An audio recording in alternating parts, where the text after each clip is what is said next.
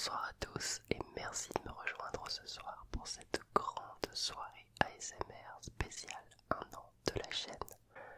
Au programme donc beaucoup de choses comme promis, un petit peu tous les concepts de ma chaîne que j'ai repris pour cette vidéo, donc des faits surprenants, des quiz, des jeux, des blind tests, des anecdotes, plein de choses. Et on commence sans plus attendre avec les faits surprenants.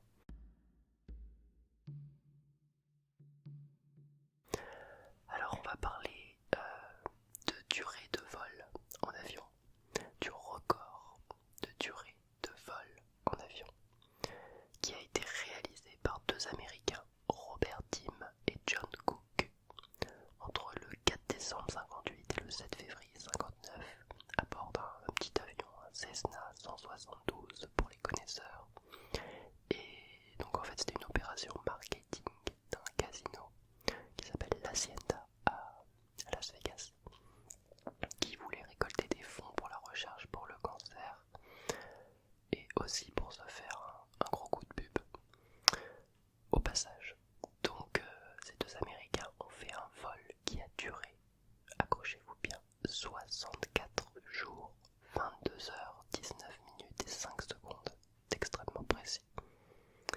Soit 1500 heures de vol. Assez stupéfiant quand je pense que pour Bali, moi j'ai mis 13 heures de vol et c'était infernal, je trouve. Mais alors 1500, waouh, faut être bien accroché. Alors on a parlé du vol le plus long, donc on va parler maintenant du vol commercial le plus court du monde pour relier les 2,7 km qui séparent les deux îles Westray et Papa Westray dans l'archipel des Orcades au large des côtes écossaises. Donc voilà, c'est une petite compagnie qui utilise un petit avion 8 places de fabrication anglaise qui peut atteindre les 250 km/h. Et voilà, il y a deux vols qui sont opérés chaque jour entre les deux îles pour un aller-retour à 40 €. Alors le vol ne dure que 2 minutes, voire même qu'une seule petite minute, les jours de vent favorables. Donc on décolle, on vole à 100 mètres au-dessus du sol, au-dessus de l'océan, et on atterrit. Pas le temps de prendre un café. Et pour comparaison, ils nous disent que la traversée en ferry dure 40 minutes. Voilà pour ce fait surprenant. On va parler maintenant du rire à travers le monde. Alors, sans tomber dans les clichés, parce qu'évidemment le rire il est influencé par la culture, c'est vrai, mais il est aussi très personnel à chacun. Mais globalement, on va parler des grandes tendances. J'ai appris donc que les Thaïlandais, ils sourient tout le temps. Ils aiment beaucoup rire des différences physiques. Donc les humoristes qui sont gros, maigres ou très laids ont beaucoup de succès là-bas. Voilà. Les Japonais, eux, rient quand ils sont mal à l'aise. Ils vivent dans un pays, voilà, la politesse et les protocoles sont très pris au sérieux. Donc ils aiment l'humour what the fuck, qui se manifeste avant tout dans les émissions télé et qui met en avant des situations ou des défis particulièrement absurdes et démesurés. Donc en fait ils font des jeux de paix par exemple, des jeux qui mettent mal à l'aise. Je me souviens d'une prank que j'avais regardée qui m'avait tué, qui est très connue là-bas, c'est les toilettes Elevator. En gros, ils attendent que des gens aillent dans des toilettes, mais des toilettes préfabriquées en extérieur. Ça doit être courant là-bas, je sais pas. Et quand les gens s'assoient sur les toilettes, il y a un système qui fait que le toilette se lève et on se retrouve au-dessus des toilettes, ça fait comme un ascenseur. Et voilà, et les gens se retrouvent à la vue de tout le monde. C'est assez drôle à voir. Les Anglais maintenant. Alors il faut savoir que les Anglais font beaucoup d'autodérision. Ils ont une culture très maniérée et ils le savent. Là-bas, on peut même rire de la reine, chose tout à fait impossible dans d'autres pays monarchiques comme la Thaïlande ou le Maroc. L'humour anglais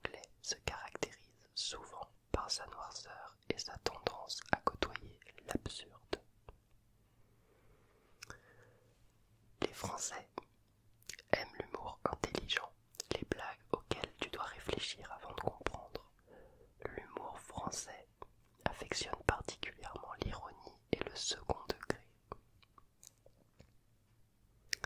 Le Danemark maintenant, c'est un des pays avec le moins de tabous. On rit de tout. On n'a pas réussi à trouver quelque chose qui ne les faisait pas rire, les Danois je crois. Aux États-Unis, enfin, évitez l'ironie autant que possible. L'ironie n'est pas souvent bien comprise aux États-Unis. Les Américains étant a priori prêts à croire ce qu'on leur dit, ils sont en revanche très amateurs de clichés. Troisième fait surprenant, la substance la plus chère au monde. Avez-vous une idée de quelle est-elle? Ce n'est pas l'or, c'est l'antimatière. À côté, l'or fait bien mauvaise mine et pour cause, celle-ci est estimée à 45 300 milliards d'euros le gramme. Une fortune. Alors l'antimatière, en gros c'est l'opposé de la matière par la charge électrique des particules. C'est un petit peu compliqué. Donc l'antimatière elle existerait qu'en quantité infime dans l'univers, ou alors il faudrait la fabriquer avec des accélérateurs de particules. Et ça coûte évidemment très cher. Ensuite, ils nous ont mis en deuxième position le californium, 3 le diamant, 4 le tritium, 5 la taphéite, 6 le plutonium, 7 le LSD, 8 la corne de rhinocéros, ensuite le safran, ensuite l'héroïne, le platine et l'or en 12e position. Alors, il peut y avoir d'autres choses entre, il y en avait certains, il y en avait d'autres. Et maintenant, la minute tapping.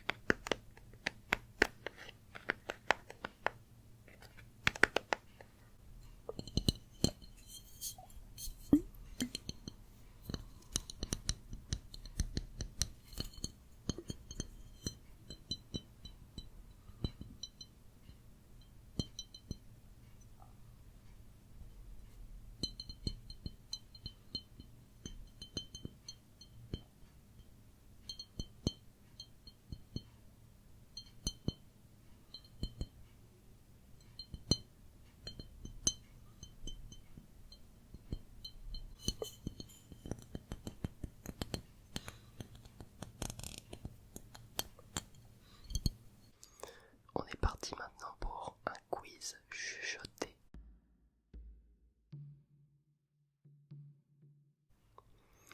Et on va jouer avec 10 questions, donc vous aurez une note sur 10 à me donner dans les commentaires. Première question, quel est le deuxième nom de l'hippocampe?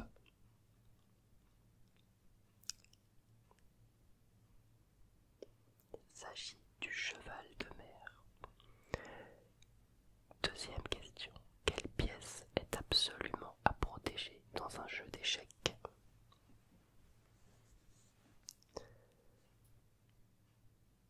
Il s'agit du roi. Qui présente l'émission On n'est pas couché sur France 2, je crois.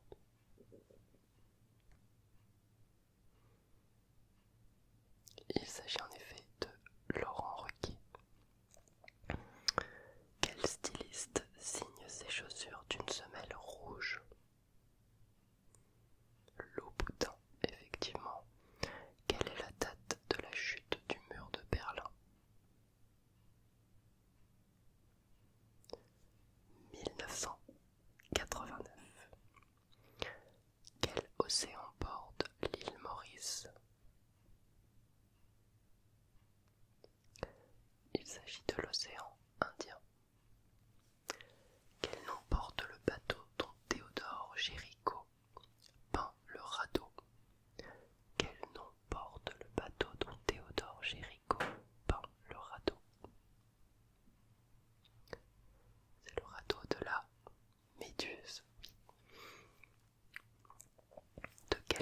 sont les jonquilles.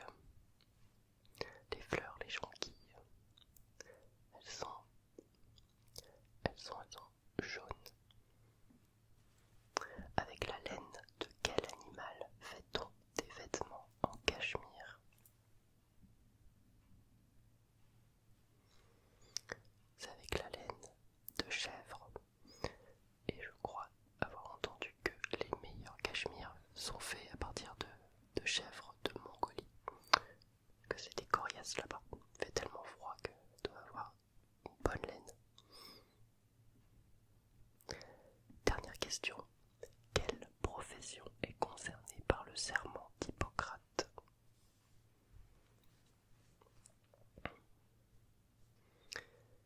Le serment d'Hippocrate, c'est valable.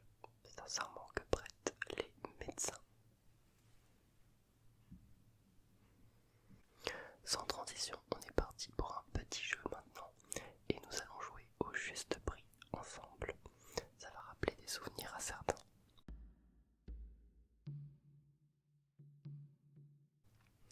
Alors, vous avez sous les yeux normalement un Kindle. Donc c'est une liseuse, vous avez les tablettes pour lire. Un bureau, un VTT, un canapé, un four et une imprimante.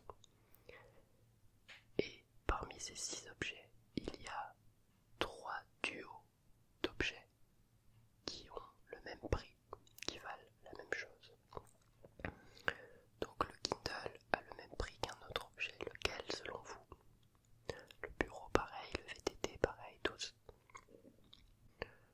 Je vous laisse quelques instants pour réfléchir.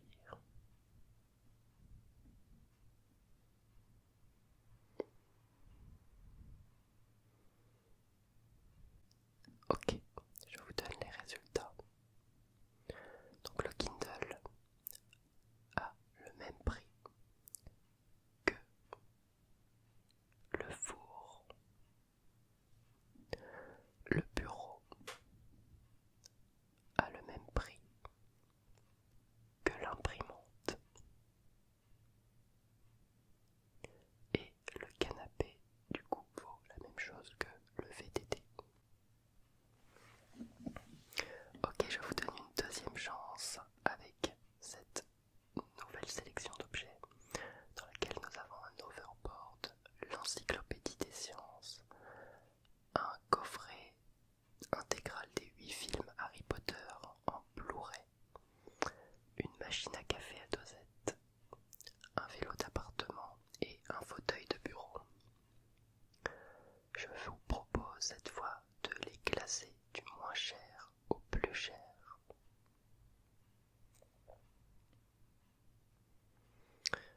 Je sais plus, moi j'aurais dit, je dirais l'encyclopédie quand même, moins cher.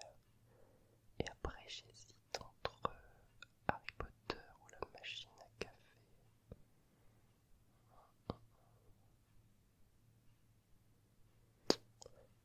Je sais plus.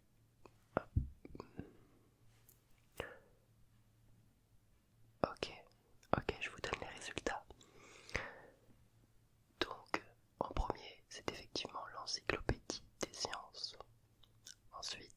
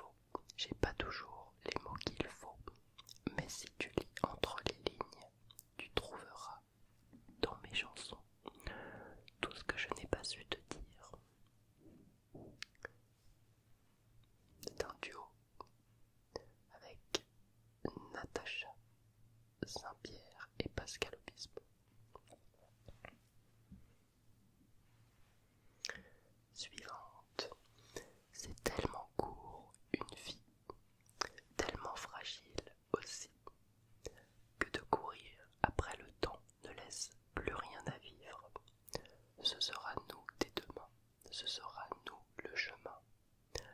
Pour que l'amour qu'on saura se donner nous donne l'envie d'aimer. Des 10 commandements. Bien vu si tu as trouvé. Next.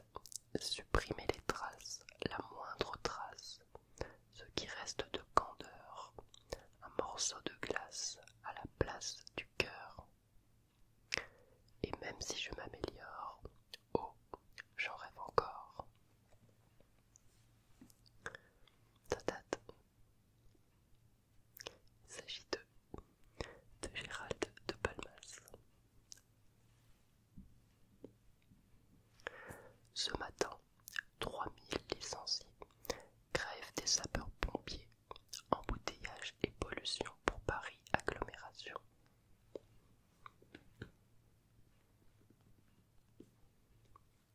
Il s'agit de trio avec toi et moi. Est-ce que rien ne peut arriver? Puisqu'il faut qu'il y ait une justice, je suis né dans cette caravane et nous partons. Allez, viens, allez, viens.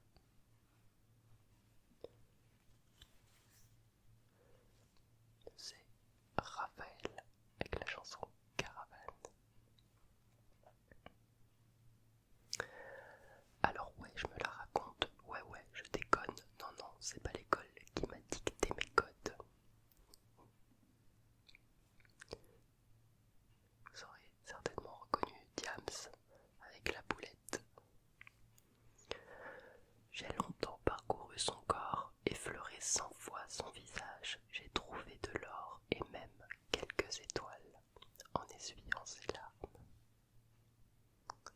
Il s'agit de Guillaume avec Dernière Danse. C'était trop bien à l'époque ce groupe. Ensuite, dites-moi d'où il vient. Enfin, je saurai où je vais. Maman dit que lorsque l'on cherche bien, on finit toujours par trouver. Je suis certain que tu as reconnu Stromae. J'ai pas le style, pourtant pas hostile, mais c'est pas pour moi le costard uniforme. J'ai pas l'intégrale du genre idéal, etc. Il s'agit de J'ai pas le style, pourtant pas hostile, de Christophe Maé avec On s'attache. Encore un jour se lève sur la planète France et je sors doucement de mes rêves, je rentre dans la danse.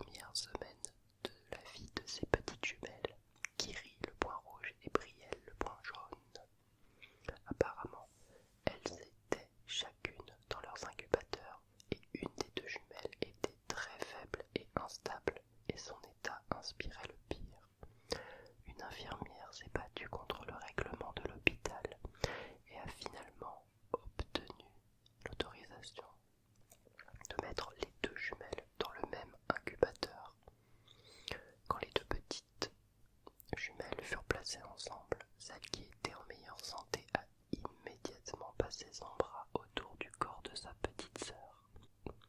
Les battements du cœur de sa petite sœur se sont immédiatement stabilisés et sa température est redevenue normale. Les petites jumelles ont survécu et sont pleines de vie.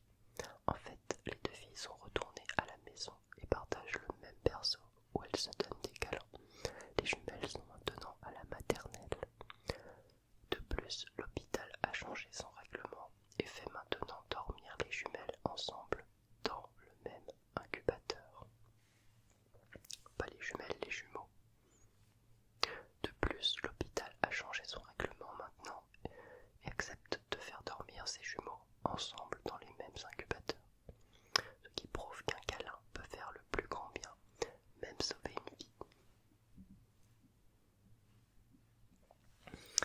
Allez, on passe maintenant au coup de cœur de l'année passée.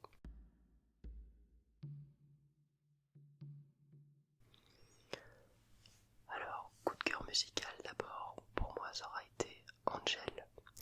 Gros flash, gros kiff sur cette meuf, Angel. Je kiffe ses chansons.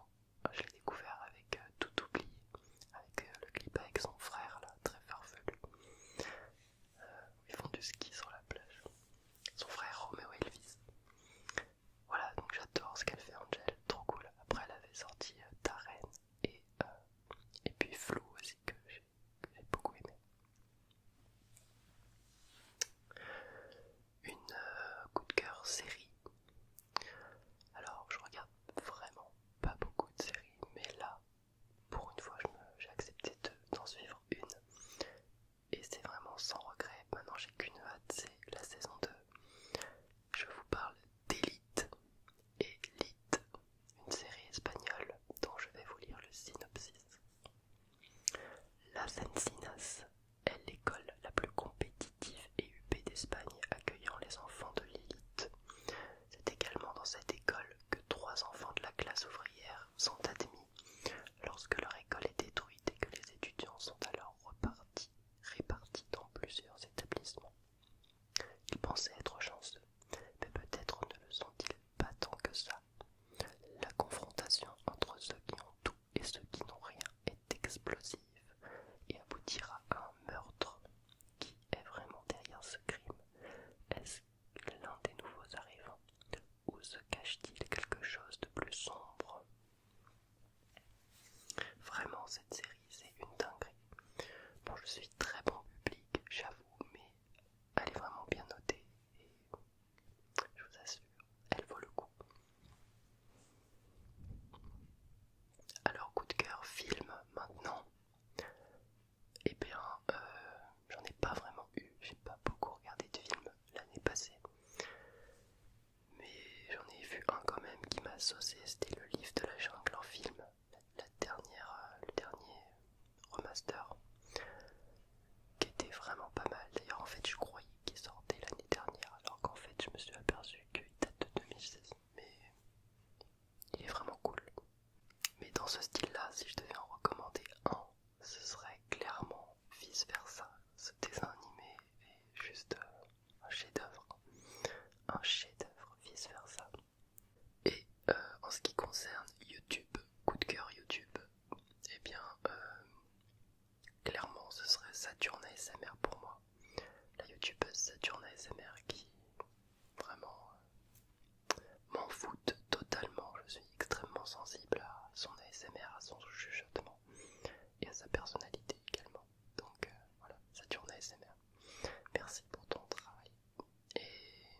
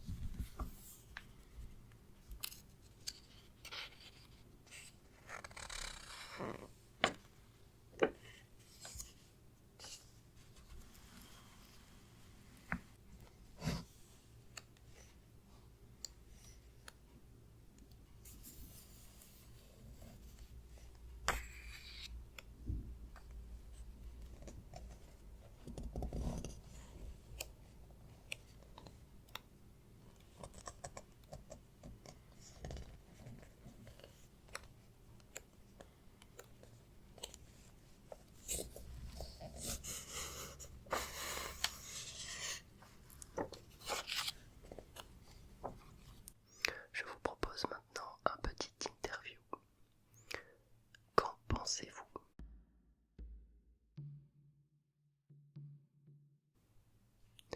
Le futur de l'humanité, égoïsme ou altruisme?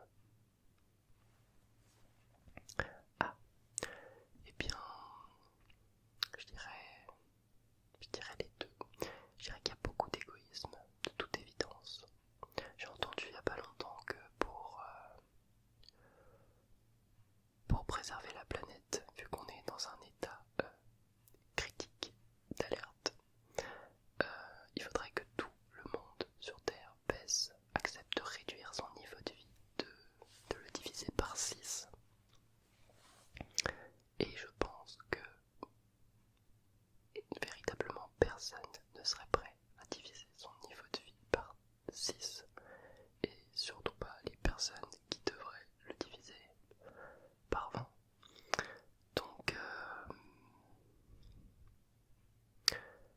Donc je pense qu'il y a une forme d'égoïsme là-dedans, ça c'est sûr. Après il y a aussi des gens qui font des marches pour le climat, qui se dévouent chaque jour, qui font des petites actions et qui sont très sensibles, qui ont conscience de la situation. Et voilà, on pourrait les classer dans une humanité altruiste, et heureusement qu'il y en a, évidemment. Génération Y, génération gâtée ou consommateur né? Franchement les deux. Disons qu'il y a de moins en moins de gens, de plus en plus de gens qui ont du mal à finir le mois. Il y a plein de gens qui sont en galère, donc je pense pas qu'ils aient vraiment les moyens de gâter leurs enfants. Mais d'une manière générale, on peut quand même dire qu'on est gâté par le progrès technique et par toutes les commodités auxquelles on a accès aujourd'hui, comme internet, nos téléphones, ordinateurs à la maison, c'est de plus en plus commun tout ça. Donc ce que ça fait de nous une génération gâtée peut-être un petit peu. Puis consommateurs, c'est une évidence absolue que nous sommes des consommateurs, on est pris pour des consommateurs par ceux qui nous gouvernent d'ailleurs. Et on nous pousse à la conso de partout avec les pubs, etc. C'est bien fort dommage, mais bon, à nous d'être raisonnables et de pas se laisser embringuer dans cette poussée à la consommation, évidemment. Médecine alternative, illusion ou réelle alternative? Je pense que c'est une réelle alternative. Déjà les antibiotiques c'est très mauvais. C'est pas bon pour le corps, ça le fragilise, c'est pas l'idéal de bouffer des antibiotiques. Donc c'est bien de se pencher vers des médecines alternatives. Et surtout, je sais que même si on peut douter de leur efficacité parfois, il y a l'effet placebo qui est avéré. Plein d'études qui ont été faites sur l'effet placebo qui montrent que si on est persuadé qu'on va guérir avec tel médicament, si un médecin vous le donne et vous dit voilà c'est ça qu'il faut pour vous guérir, vous serez guéri dans 3 jours. Et bien si la personne y croit, elle va guérir, même si dans le médicament il n'y a rien, c'est que du sucre ou de la poudre, ça marchera. Donc voilà, partons de ce principe-là. Les médecines alternatives peuvent tout à fait être une alternative. Consommer éthique ou bon marché? Alors, sur la nourriture, perso, je peux pas me priver, acheter du pas cher, je peux pas. Je préfère acheter moins autre chose, me priver ailleurs, mais me faire plaisir avec la bouffe. Clairement. Parce que voilà, c'est le corps, on en a qu'un, c'est notre corps, on peut pas lui donner de la merde tout le temps, c'est pas possible. Donc manger, je dirais, consommer éthique, évidemment, en plus. Oui, absolument. Donc consommer éthique, ça voudrait dire aussi manger moins de viande, chose que je fais et que je vous suggère de faire, on s'en porte pas plus mal. L'intelligence artificielle, danger ou progrès? Je suis un peu dans le flou par rapport à ça. Bon, c'est un réel, indéniable progrès.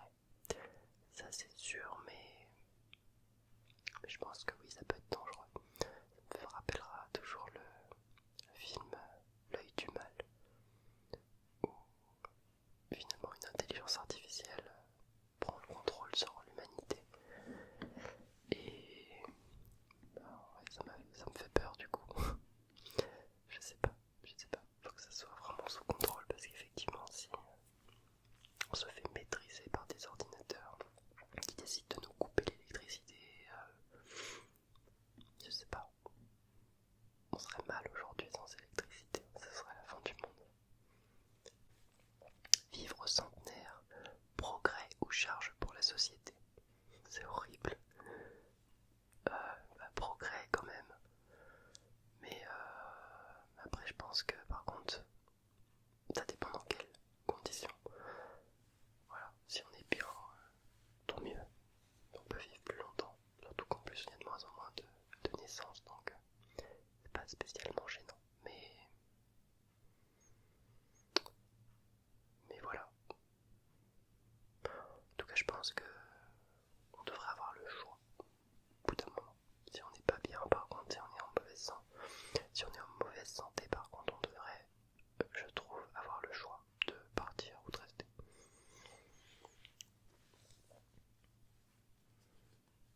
Transport en commun, payant ou gratuit? Pas gratuit. Franchement, ça serait normal. L'argent fait-il le bonheur? La grande question. Non, l'argent ne fait pas le bonheur, mais de plus en plus quand même. Franchement, c'est vrai qu'aujourd'hui, on bouge pas une oreille sans argent, c'est triste. Mais bon, ça fait pas le bonheur, ça c'est sûr. Il y a des gens, tellement de gens blindés qui sont malheureux que on le sait tous. Les jeux vidéo, passe-temps, addiction ou mode d'apprentissage? Eh bien les trois, ça dépend quel rapport on a avec, comment on les consomme. Ça peut être un mode d'apprentissage, pourquoi pas. Je pense que c'est pas encore beaucoup développé dans ce sens-là, mais pourquoi pas, ça serait cool. Passe-temps, clairement, et addiction, pour certains, ça peut être un refuge, effectivement. Voilà pour cette interview, qu'en pensez-vous?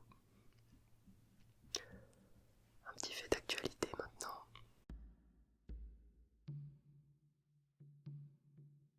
On va parler des deepfakes. Le phénomène fait trembler gouvernements, entreprises et médias. Je ne sais pas si vous en avez déjà entendu parler. Je me suis aperçu qu'au finalement c'était pas... ça date depuis 2017, mais moi j'ai découvert ça il n'y a pas longtemps et ça revient à l'actu en ce moment. Donc les deepfakes permettent, grâce à l'intelligence artificielle, de truquer des vidéos, falsifier des visages, attribuer des propos qui n'ont pas été tenus, et la technologie s'améliore de jour en jour au point d'être qualifiée de menace nationale par les États-Unis. Certains font des deepfakes pour s'amuser, d'autres peuvent avoir de mauvaises intentions, comme par exemple pour les élections, pour les truquer les élections. On peut faire passer un candidat pour un corrompu, pour un pédophile, pour quelqu'un de fou qui s'énerve facilement. On peut faire ce qu'on veut avec ça, c'est vrai. Si vous parvenez à convaincre ne serait-ce qu'un ou 2 millions de personnes avec une vidéo, sachant que vous pouvez en faire des dizaines, vous pouvez très facilement changer les résultats